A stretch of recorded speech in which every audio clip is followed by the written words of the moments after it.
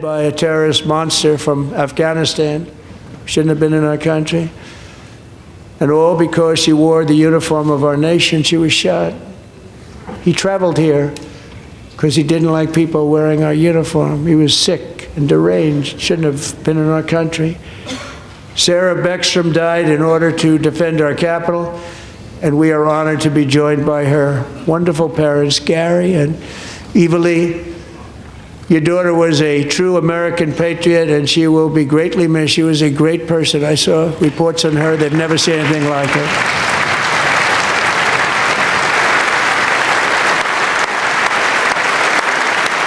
To make it. They weren't even given a chance, except his wonderful mother, named Melody, who I spoke to the same night, and she was so positive. The doctors thought that Andrew was gone, but his mother said, no, Mr. President, Andrew will be fine. He's going to make it. I've never seen anything like it. I mean, he was given almost no chance. She said, I have no doubt, sir, he's going to be okay. This was a conversation that I had with her that night, with her son laying helplessly in bed, blood all over. Everybody is praying, she said, sir, he will be okay. The doctors didn't understand what she was saying, and after looking at the results of the damage done, neither did I. She was so strong and conclusive that even Andrew's great father felt she didn't really understand the gravity of the situation. But she turned out to be right. Right, Melody? She turned out to be right.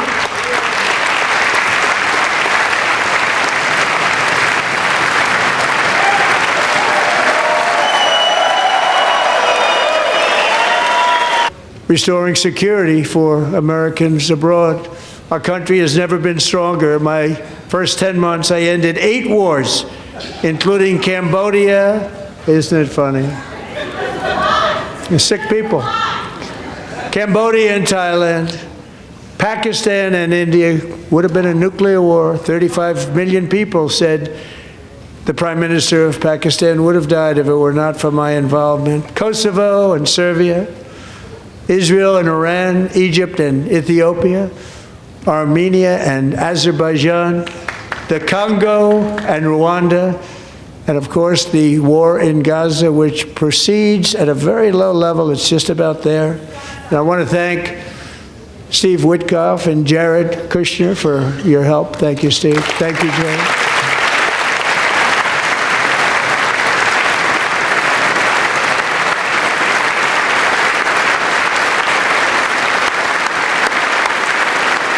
Living and dead has been returned home. Can you believe that?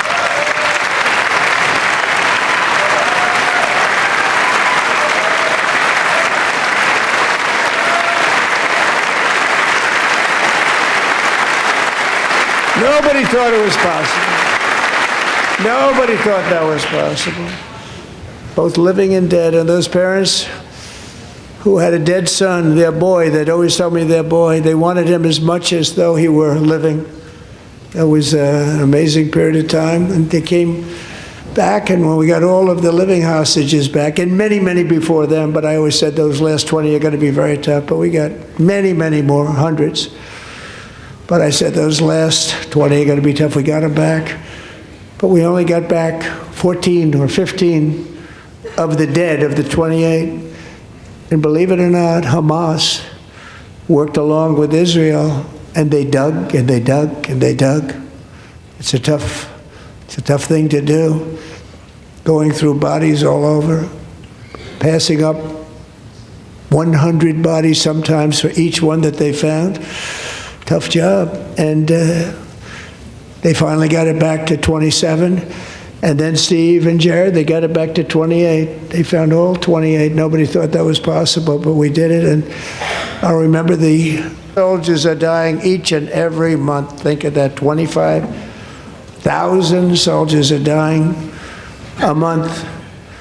A war which would have never happened if I were president. Would have never happened. As president, I will make peace wherever I can, but I will never hesitate to confront threats to America wherever we must. That's why in a breakthrough operation last June, The United States military obliterated Iran's nuclear weapons program with an attack on Iranian soil known as Operation Midnight Hammer.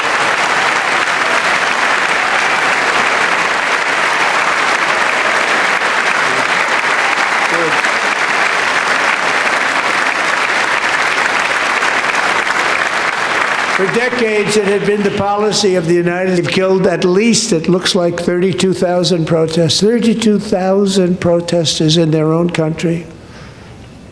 They shot them and hung them. We stopped them from hanging a lot of them with the threat of serious violence. But this is some terrible people. They've already developed missiles that can threaten Europe and our bases overseas, and they're working to build missiles that will soon reach the United States of America. After Midnight Hammer, they were warned to make no future attempts to rebuild their weapons program, and in particular, nuclear weapons, yet they continue. They're starting it all over. We wiped it out, and they want to start all over again. And solve this problem through diplomacy. But one thing is certain, I will never allow the world's #1 sponsor of terror, which they are by far, to have a nuclear weapon. Can't let that happen. We have to be strong, because hopefully we will seldom have to use this great power that we built together. It's really called peace through strength, and it's been very, very effective.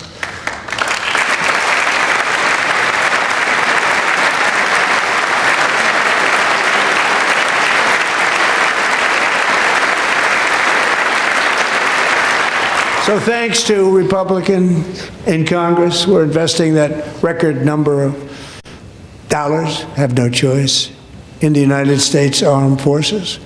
Also creating a lot of jobs, but we're not even doing it for that reason. Because as I said, we have more jobs, more people working today than ever before in the history of our country. And NATO countries are friends and allies. They are. They're our friends and they're our allies. Have just agreed, at my very strong request, to pay 5% of GDP for military defense rather than the 2%, which they weren't paying. We were paying for almost all of NATO. Now they're paying 5 as opposed to not paying 4. Doesn't thank me for it, so we're honored to do it. They deserve it. And we call it 1776. It was great. And we love our military. We love our law enforcement. We love our firemen. You know, the firemen don't get mentioned enough. We love our firemen. We're also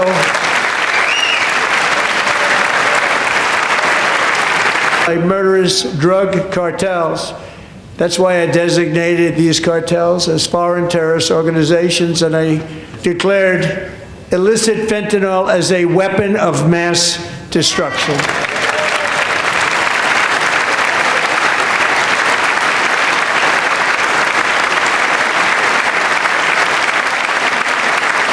And with our new military campaign, we have stopped record amounts of drugs coming into our country and virtually stopped it completely coming in by water or sea. You probably noticed that. We very seriously damaged their fishing industry also. Nobody wants to go fishing anymore. We've also, of all, you saw that yesterday. In January, elite American warriors carried out one of the most complex, spectacular feats of military competence and power in world history. No one's seen anything like it. Foreign leaders, I won't tell you who, called me and they said, very impressive, very impressive. They couldn't believe, they all watched, they saw what happened. This is a different fighting force that we had years ago when we fought to tie. You know, it's a great fighting force. I'm so proud of it. Look at Space Force. Space Force is my baby, because we did that. My baby is becoming so important. Those who have suffered so terribly, they really did suffer. With us tonight is Alejandro Gonzalez. She grew up in a tight-knit Venezuelan family and was especially close to her beloved uncle Enrique. But after Enrique ran for office and opposed Maduro, he was kidnapped by Maduro's security forces and thrown into the regime's really infamous prison in Caracas. Alejandro feared she would never see her uncle again. She feared for her own life also. Hundreds of political prisoners already, with more to come. Alejandro, I'm pleased to inform you that not only has your uncle been released, but he is here tonight. We brought him over to celebrate his freedom with you in person. Enrique, please come down.